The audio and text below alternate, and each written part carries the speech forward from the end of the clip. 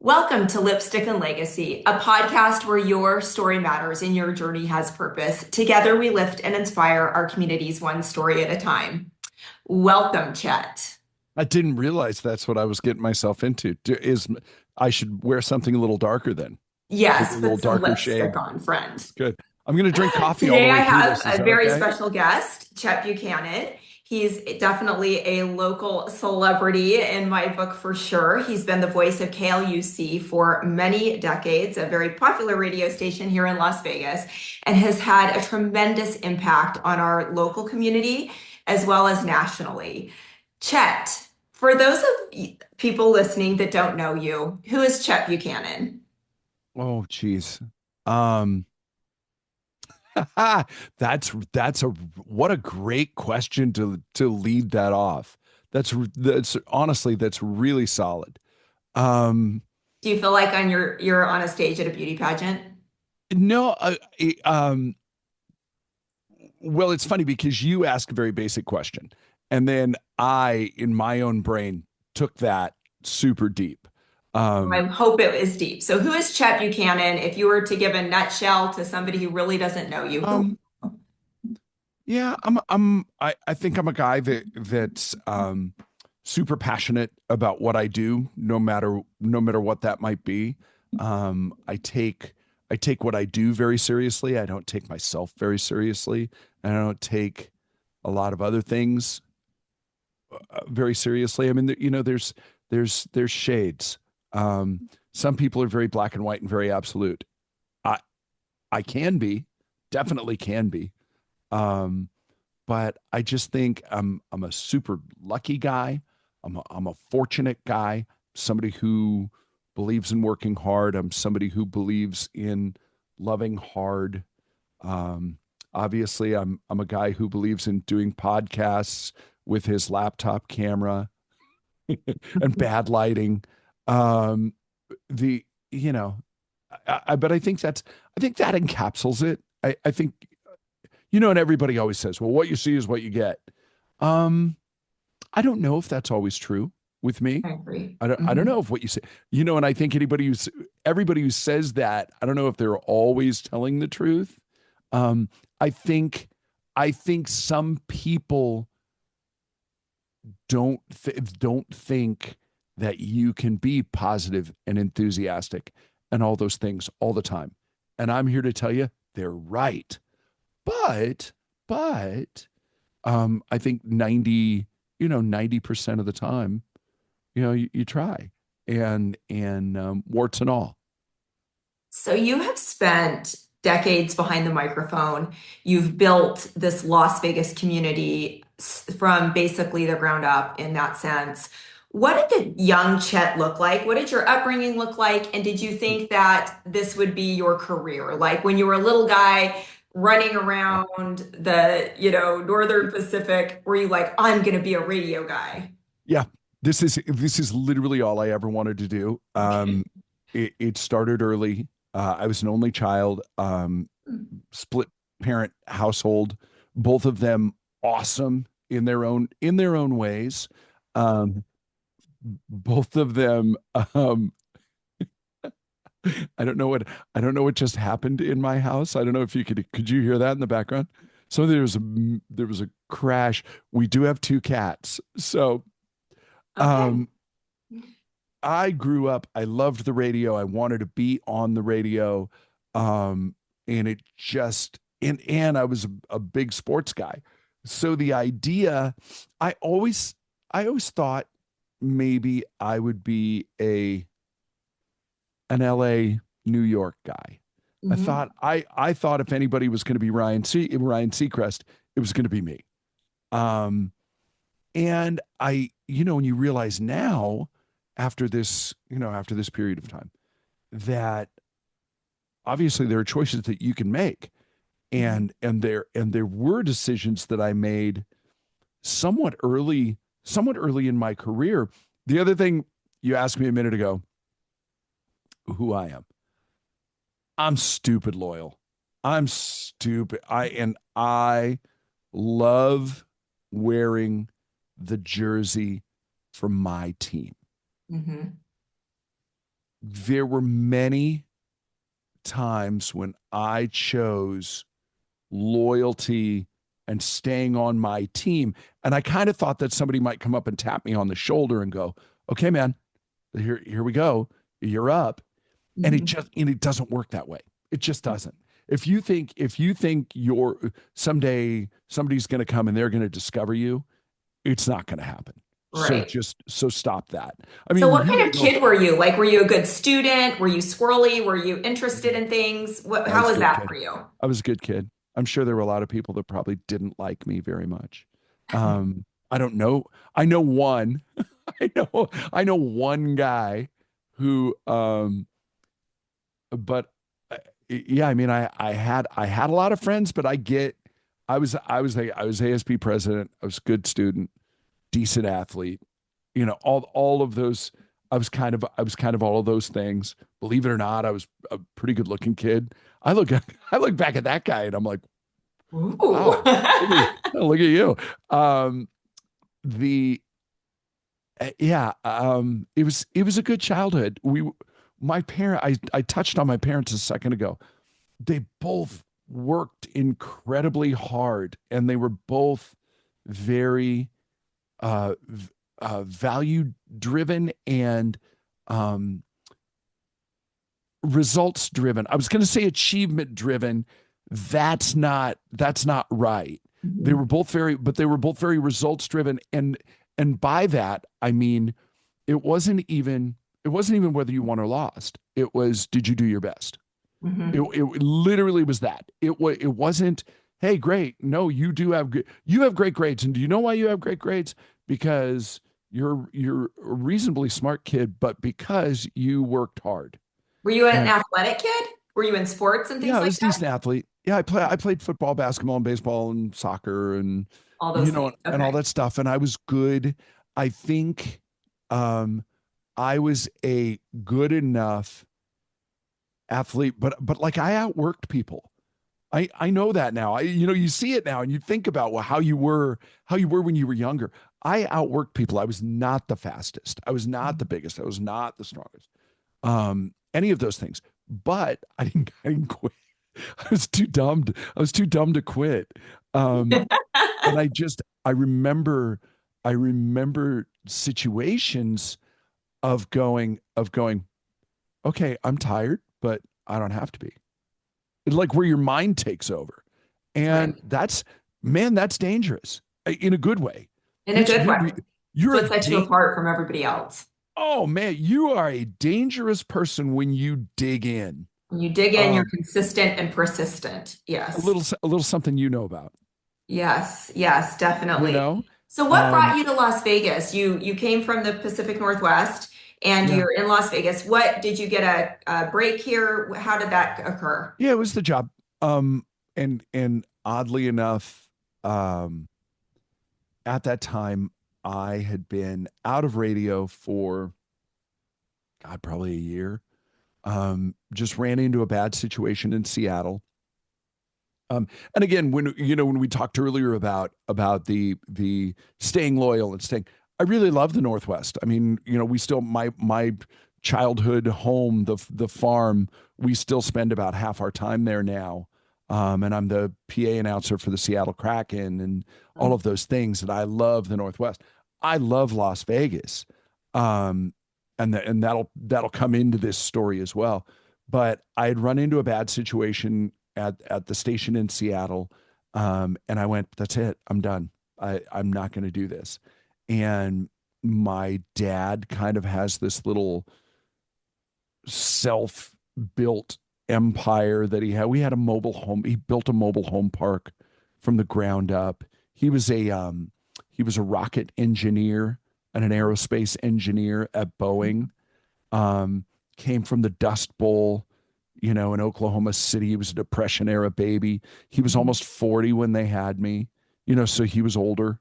Yes. Um, and so he really wanted me to, give up this stupid, and he thought radio was stupid. I mean, Yes, he of didn't think it course was he a did. he didn't think it was a real job. And he wanted me to give it up and, and kind of take over take over this thing, and I really didn't want to do it. Um, and I was kind of just hanging out, and through a friend of a friend, I ended up coming to Vegas to fill in for a week on KLUC on the morning show. Hmm. Um, and it was just come, we'll pay you a decent amount of money, which I wasn't making any money at the So it time. sounded great. Yeah, and the idea, come to Vegas for a week. Yeah. Yeah, and we'll Who pay could say you no to that? Some money and Vegas for a week, right? hotel, food, and we'll give you money on top of it. You bet I'll go on vacation. Thank you very much. Hmm. And it was fine. At the end of the week, they said, would you like to stay and do mornings? And I said, no, I'm done with radio. Hmm. And they said, we'll come back. Cat Thomas, who will who will did you know I'm getting a Lifetime Achievement Award from Nevada I read Broadcasters? something about that. Yes. So Cat will be one of the Presenting. people who will speak for me that night. And Cat Thomas was the one, and he goes, and it was really smart what he did. He goes, okay, we want to bring you back to Las Vegas. We're going to give you the same amount of money that we gave you for a week. We're going to give that to you. Come for a weekend, and you don't even have to be on the air. Just come down for the weekend, and here's a list of people, and we want you to hang out with them. Okay, so I'm going to Okay. take another vacation, and I'm going to come back. You And you know, get paid for it. Okay. okay, okay, dummies. All right, I'll do it. And we hung out, and and I went and I did some of the, club appearances, and just kind of integrated a little bit. And I was like, no, this is great. I see what you're trying to do. I'm not going to get sucked in. I appreciate it. I'm glad that you think enough. Um, and then it was, okay, come again, come back one more time. So now there's a More time. You're third like, week. this is like the perpetual vacation that never It's ends the third here. weekend. Yeah, and come back for another weekend. This time you're just gonna hang. We're gonna hang out with people, and it's just gonna be like at their. We're not gonna do anything related to the business. Okay, great. Great. This sounds amazing.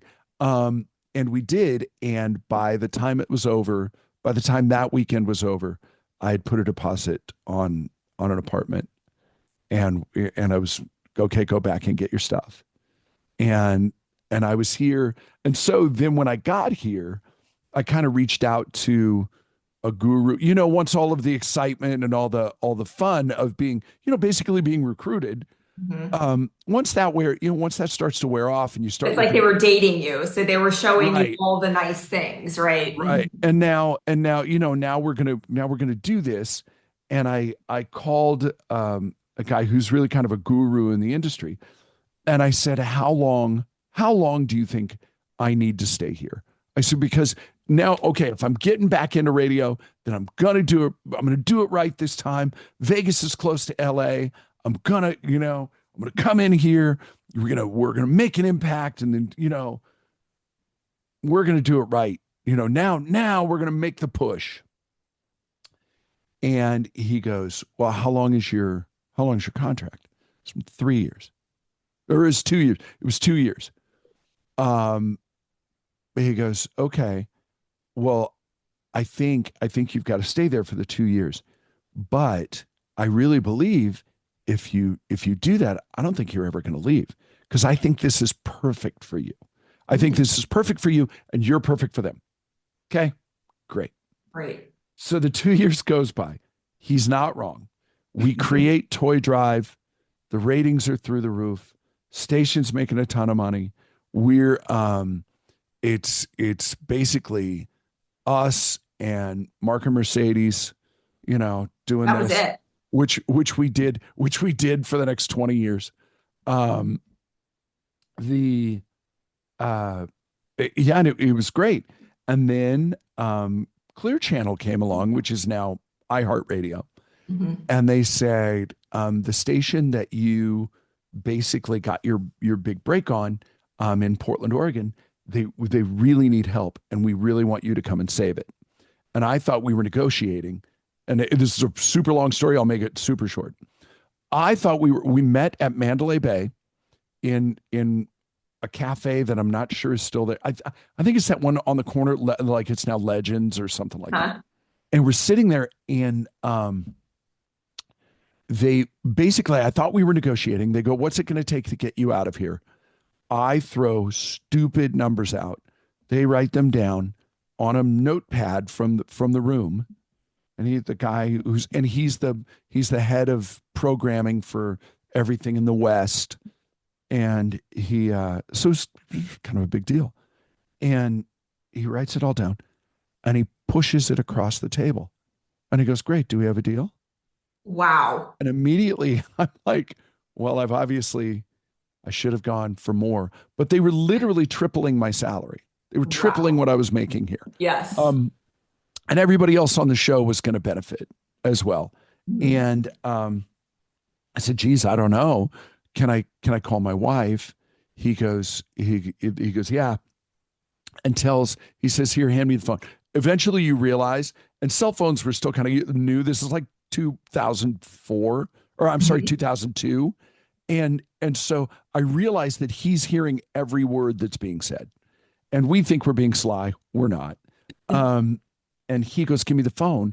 And he says, "If you tell your husband to say yes, I will take him down to the Bellagio right now, to the Tiffany store, and buy you a pair of 2-carat diamond earrings." And he's like, "Say yes, say yes, say yes." No, she goes, "I don't think that'll be necessary." She laughs because I can hear her. And she laughs and says, "I don't think that'll be necessary." Okay. And then I get the phone back, and she goes, "Was he serious?" And I said, "Yes." And she's like, "Shut up." And yeah, and we ended up going to Portland. It was good for a little bit. The lifestyle was great for a little bit. I will tell you this, anything I have ever done for the money has turned out horribly. Mm-hmm. And I did that for the money. Anybody else would have done that for the money. No one would have not done that for the money. I had to do it for the money, but it wasn't great. And I couldn't wait to get back to Vegas. Really? And I realized, and obviously there were conversations then, there were back channel conversations after that. Yeah, they had made me a low ball offer. Vegas said, "Okay, well, let us give us a chance to counter." Not a great offer. No. It was like, "Oh God, that's sweet. And I know you're trying." But I gotta go. Then when the 2 years were up there, and again, that's long, there's a long story there. I couldn't wait to get out of there. And there was an opportunity to come back, and they matched what we had done in Portland. And and then I was here. And it really that lasted 25 years. And we grew together. This city and I grew together. And what was so cool was there were so many opportunities and so many things that I just kind of happened to be. There wasn't a Mark Chinook yet. There wasn't a Bojo yet. Bojo was in college at UNLV. Chinook was, I guess, probably back east, and Rock of Ages had not come here. There weren't the number of people. Nobody was really interested in doing what I do. Where Who was before you, Mike O'Brien and the Breakfast? Yeah, Mike O'Brien. And no, but I mean, but like Mike was like he played with the Wedge brothers on the weekends. And Mike was around. And really, it was like you said, it was Mark and Mercedes and us at the top. And then, Sonny would be there, and Mike O'Brien, wherever he was, he was before, though. He was like, when I was in junior high, he was the thing on the radio. With the Breakfast Flakes. Yeah. Yes. And all of that. And then there was Jay Casey, and I'm friends with all those guys. In fact, Mike and I still threaten to go to lunch every week, and we never seem to make it. But of course. But the outside of radio part of it, because I love being on stage, and I love hosting events, and I love sports. So there weren't really people like me that wanted those jobs. All the things, all the different And little, we didn't have anything. We had, I mean, sure, there were teams like the Las Vegas Thunder, which was already gone by the time I got here. But I mean, really, it was UNLV, right? right? It was UNLV basketball. And you kind of missed that curve because No, were I you was right right on at the end top of of that. that? I was right on top of that curve. Okay. The second curve, The second curve, the not the second first curve curve. with Lon Kruger. And that no, we were selling out the Thomas Mack. The team was making the tournament. Yes. It Those were the was best days ever when it, UNLV was like up there. well, it was good, and it gave the city something to rally behind. Yes. And what was funny was the strip was starting to explode, and and we were starting to become the city that we forget that this city was not this city 20 Right. years ago. Right. And it's And changed. UNLV basketball was kind of our initial. I remember my mom owned a costume store and she would lock the door to go into the back to watch the games. We would lock the front door of the shop so we could go watch the games. And I was just little, and I just remember that. And the whole town was just behind UNLV. It was something that we could really rally behind. It was a wonderful time for this town. Yeah, and it was different, then than it was, like you said, 1990 it was everything. Yes. Um, but it was making a resurgence in the early 2000s when Lon Kruger came to town. They came to Toy Drive. They had just beaten Reno up in Mackey Arena, and it was a big deal, and you could tell it was a turning point for the program. Mhm. Um, and they brought Lon and dragged his son Kevin out of bed and brought them to Toy Drive. And in the midst of the conversation, I had said something to the effect of, however I can be involved, let me know.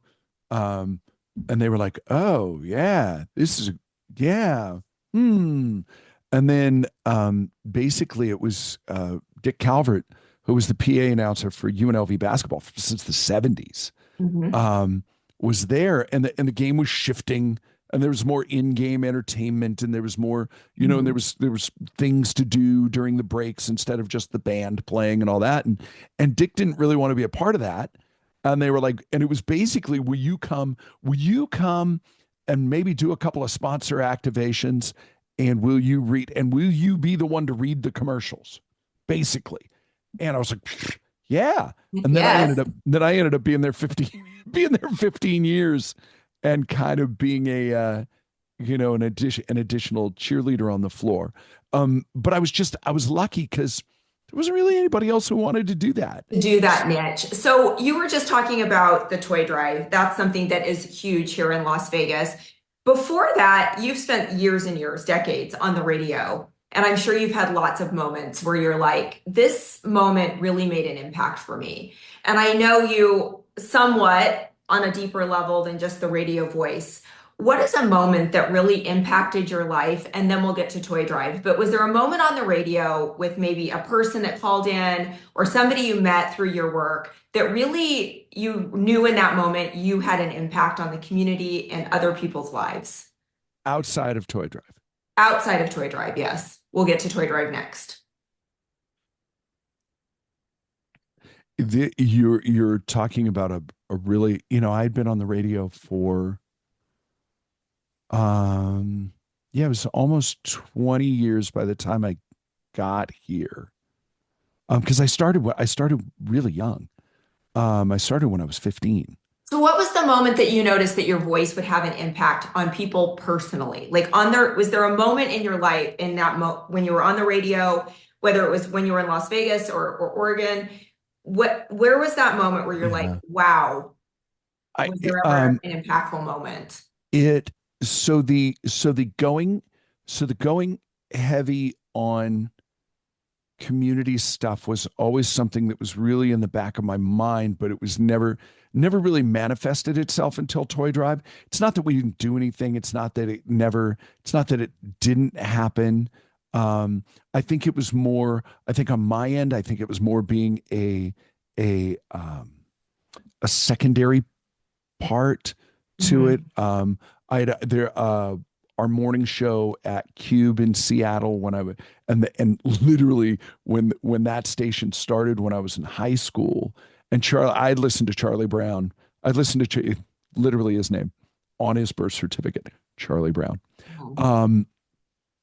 Charlie was the morning guy at KJR when I was in school. They started a radio station called Cube 93 in Seattle when I was a freshman in high school. And Charlie was everything to me. And when I worked with Charlie at Cube later, and the fact that he thought I was good was just phenomenal. And like, I get emotional talking about it now. Charlie had done, they had made a thing for Charlie to execute.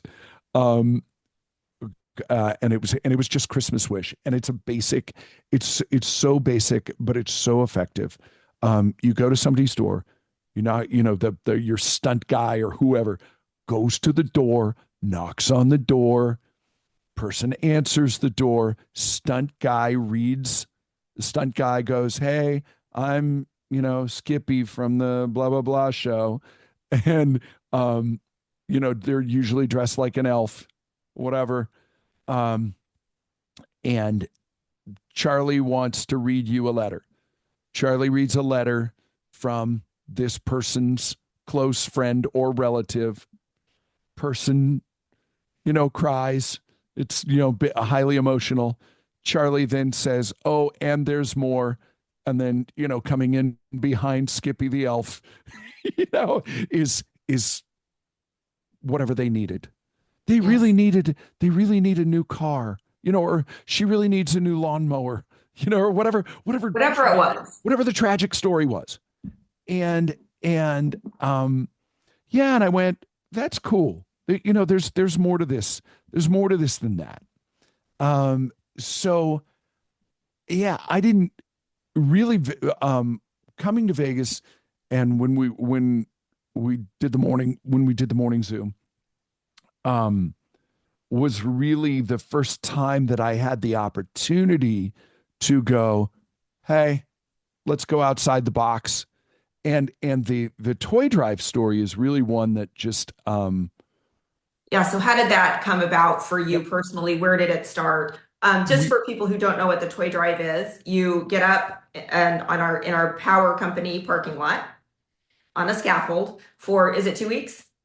It's 12 days. 12 days, two solid weeks. I can explain it for you succinctly. Yes, you're probably much better at explaining your toy drive. Go ahead, Chet. I was like, go ahead. I could tell a story if you'd like. Okay, tell me the story. For 25 years, I lived for 12 days from the Thursday after Thanksgiving to the second Monday after that, for 12 days on top of a 30-foot scaffold. Man, I never came down, not even once over that period of time. Huh? Not even to go potty? There's a porta potty up there. Yeah, no, I did not hold it for 12 days. That would be weird. That's not what I was implying, but okay. I was implying, do you come down ever to go to the bathroom? That's all I was implying. No. Yeah, so everything's done up there. Not for anything. And there's stories. I mean, there's stories with that too. For the last, God, it had to have been a decade. I never even touched the stairs. Because and it needed to be that serious. Because my whole thought with that was, if I can stay up there for 12 days every year and never come down, never even think about coming down, then can you just show up once with one toy? Was really kind of the concept behind it. And I had listened to, I don't really know the story's super muddled in my own head, but there was a guy named Terry McDonald. He was on a radio station called KYYX in Seattle. He got stuck on Mount Rainier. He was climbing Mount Rainier. He was a big outdoorsman type guy in the Pacific Northwest. That kind of makes sense. He got stuck on Mount Rainier and it became a thing. And the idea was that he was just going to do satellite reports of this climbing of Mount Rainier. It was just going to be the bit to try and get people to listen. And again, storm came in, he got stuck. somehow in my brain, and I was young, I was 10, 11. Somehow through that, they turned it into a fundraiser. I, I don't, I know that they, like, and if I come, I don't, at least in my mind, that's how it became. And, and somehow, oddly, I came up with this idea that I wanted to live on top of a wooden scaffold just outside when I go do Kraken games. About once a month, I will go and stand in the spot that I one day wanted to have a wooden scaffold that I would stay on top of until we raised $10,000. 10,000. I Wow. thought, oh my God, 10,000. When Yes. you're a kid, 10,000 might as well be a million. Um, and and I'll go and I'll stand in that spot. Ironically, that's also in where people go, oh, I don't know what you're talking about. You do when I tell you that that is where they had the candlelight vigil for Kurt Cobain when Oh, he passed, wow. which now is also becoming an old reference, or is an old reference. But it's right there. If you know anything about Seattle Center, it's right where Climate Pledge Arena. It's kind of in the middle of Climate Pledge Arena, Space Needle, and the International Fountain. All the stuff you Mhm. see on TV, and it's a big grassy area.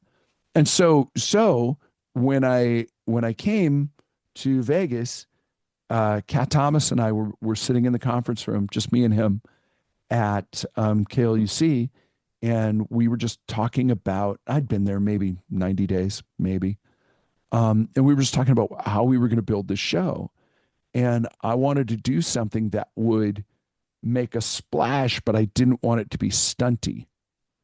Now, a guy living on a scaffold for 12 days smells like stunty. And it's why a lot of people never covered it. Trust me, everybody, you need anybody who's done charity stuff on their national TV show, Ellen, ABC News, Kelly Clarkson, God love her. And Kelly has been on the show from Toy Drive. Kelly's producer, and she was all in. She wanted to be part of it. We were talking about partnering up and then getting like national, like getting Target to Walmart to be a part of it and make it huge on a national level. And Kelly's producers didn't like the idea of it. It's a radio guy, you Mhm. know. So there was a lot of that. Um, but yeah, it just kind of became a beast. So you, over the years, how much have you raised? Is there like a cumulative number for this? Yeah, it's hard to put it. You can't put an exact number on it. It's the same reason why we don't have a Guinness record. Mm. Guinness wanted to charge us anywhere between $15,000 and $30,000. Rightfully so. Rightfully so. Because they wanted to have somebody out there. How were we going to certify Measure it. that you're the biggest toy drive in the Mhm. world? Um, and so somebody would have had to have been there for all 12 days. We were going to do it by weight. We were going to, and it just didn't, there wasn't a real way. And we were like, we're not going to spend the money. You know what I mean? The Yes. money is better. Great. We know we're the biggest. I always tell everybody, if there was anybody who was bigger, bring them to me. I will be the first person to acknowledge somebody doing, I'd be the first one to go, Right, yep, because it was about the work for you. It was yeah, don't about care. what you were We being already able to know give. the lion don't got to go around telling everybody it's a lion. We knew what we were. So to answer your question, um, 300 days, 25 years of toy drive, for me, total 27 years and then 324. There were 2 years I didn't do it when I was in Portland. Mm. Um, and somewhere in the neighborhood of $60 million. And I think that's conservative. And Um, are you going to continue to do it now that you've retired from your radio? man, do I hate the R word. Man, what was that? What were you showing me I was that just you wrote covering my down? face. I'm Oh sorry. God. Are you going to continue with your toy drive? Are you going to continue to impact our community? Did we not start this by saying I don't take these things seriously? No, I only hate the R word only because I'm not. Um, I don't I don't know what the future will bring. I'm sure we'll get to that in a minute too, so I'll save that. Um, my days of doing toy drive are done. Okay. That was part of. I Oh, will wait, so tell you you. really that. I will tell you. My doctor and my wife are pretty happy about that. Um, I did in 2022. I did toy drive less than 90 days after getting a new heart valve. Um, so I don't it was going to end sometime. My only true regret is that I in the process of leaving, I wished I had made up my mind. I wished I knew what I felt. Um, I didn't leave until I left. That's God's honest truth. I Mhm. didn't leave until I left. In fact, I had signed a 2-year extension on my contract, um, pretty much right after Toy Drive ended, um, which I just kind of wish I kind of wished I'd have waited on that a little Why more. toys? Why was that your thing that you were passionate about? Or was it did it matter what the thing was? You just wanted to build community and help others. Why toy drive? Why not blood donation or this or that? Like why was that your purpose? Uh, I think uh, I because I think we got lucky. I honestly, I think we got lucky. Nobody thought this would turn out the way that it did. Nobody. There's, So I if asked any, you before, what was a story? Do you just have one moment you can share? I'm sure you have I don't, thousands. I don't. I'm sorry. I would love to tell you that I did. I would love to have this.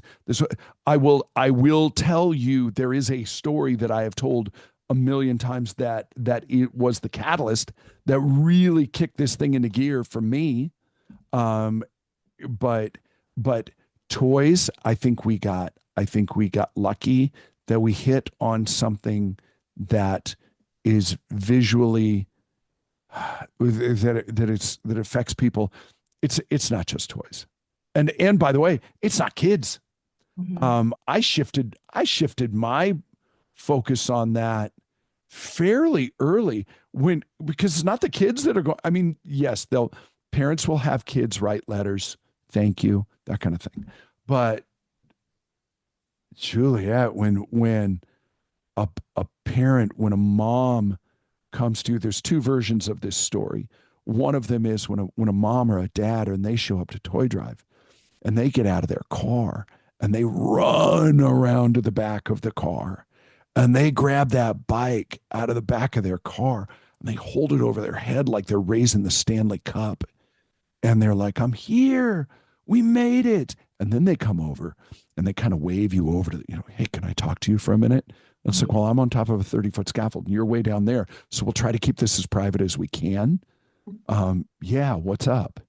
Hey, I just want to tell you, last year, 2 years ago, 5 years ago, we had nothing. We didn't know where we're, and we made it. We made it through the holidays. And I knew we were going to be okay because of Toy Drive. So we're paying it forward right now. Um, there's And as a dozens of parent, I can really relate to that. one I've million been in percent. that moment where I've had And 6 little kids. I found myself homeless, food Jesus, stamps. you had ended up with six? I actually have a blended family of 10 now, but I ended up with 7 of my own. You're the But greatest. we, 6 little, and it's like, where is it going to come from? And Yes. so I can relate to that because the kids aren't going to remember if they got a bike or whatever, but it's the parents who want to give this to their children. You do. Well, what's funny is that you remember it, but not in the way that people. My mom was a mail carrier. We didn't have a ton of money. We lived in a mobile home. We weren't. But my mom scrimped and saved, and yeah, my first 10-speed bike, I couldn't reach the ground. It was too big for me. Because we want Um, to get it big enough so that we can drive it for years. Yeah. that was the deal. And my mom told me later, she goes, yeah, I knew you'd figure it out.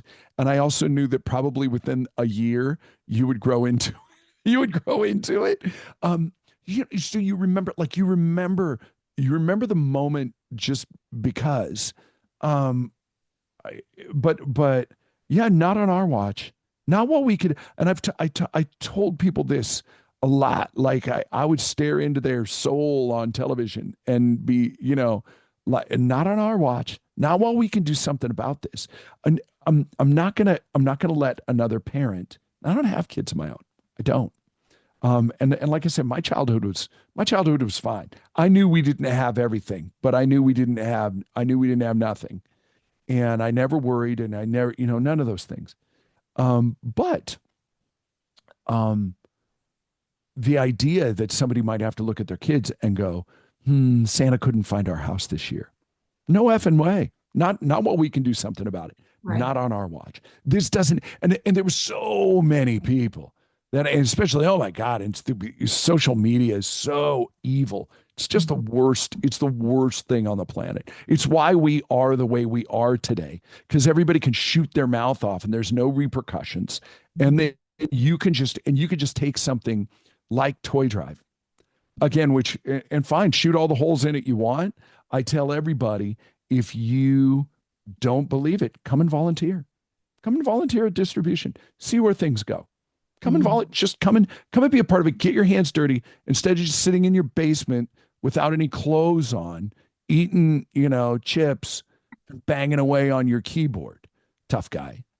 Yeah, exactly. Tough But I girl. also really believe that it's not really about But what it is. It's starting where you are, which you started in our community, and doing something. Every Saturday, I go yeah. into my grocery pickup, and I have these little goodie bags, and they're called the Glitter Collective, and I just Yep. fill them with like masks and lotion and self-care items. And I just give them to moms picking up their groceries or people putting the groceries in my car.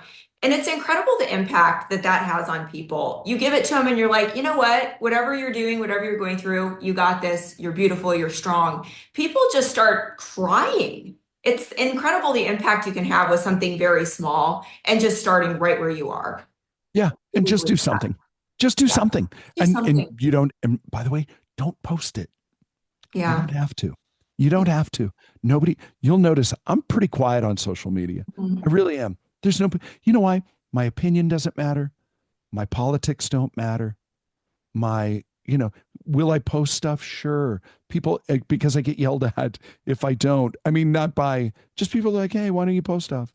Okay, cool. And there's stuff that I'm proud of that But it that also I do want to encourages share. others, like seeing you up on top of the billboard. It makes me think, oh, if Toy he can drives a do different that, I story. can do something too. That's a different story. I Yeah. just mean in my general daily life. Yes. You don't need to see what I'm eating for dinner. You don't care. You don't really care. Um, I just don't. That's just.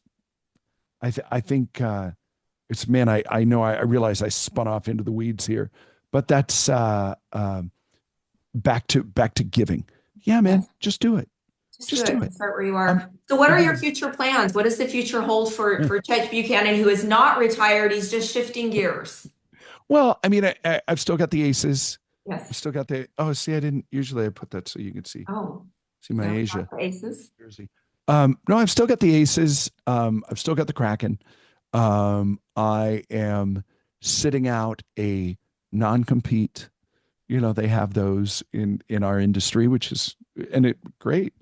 I left. They don't want me going to another radio station in Las Vegas for a year, and I signed it willingly.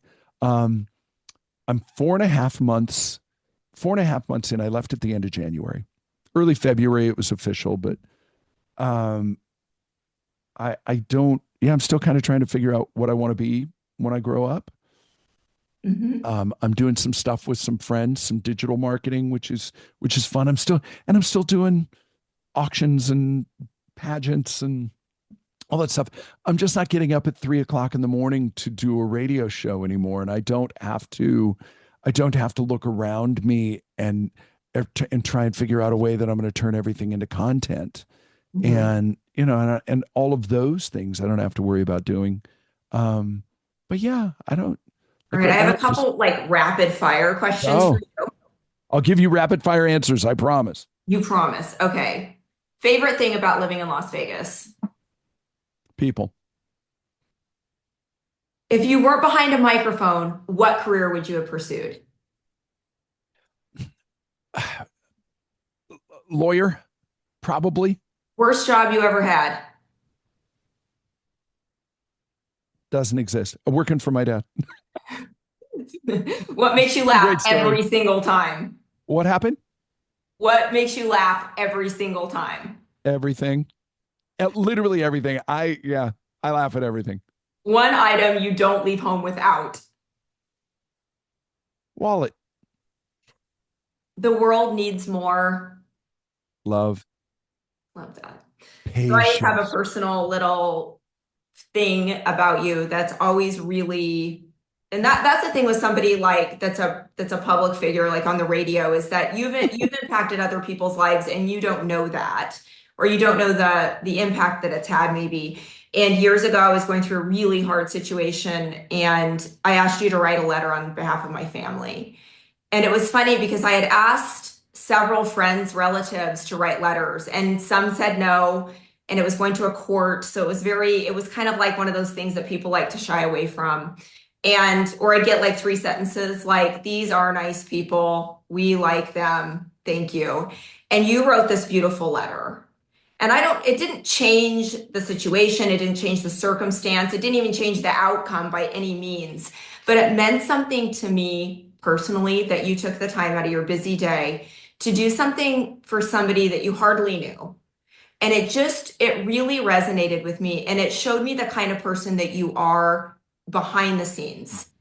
And it's somebody who really does. You are loyal. You do step up. And I've seen you for years on stage, on the radio, from a bird's eye view, a different perspective. And I just appreciate you building the community that I love, that my family has been here for 4 generations and now 5. I have 10 grandbabies. And I just really appreciate your impact.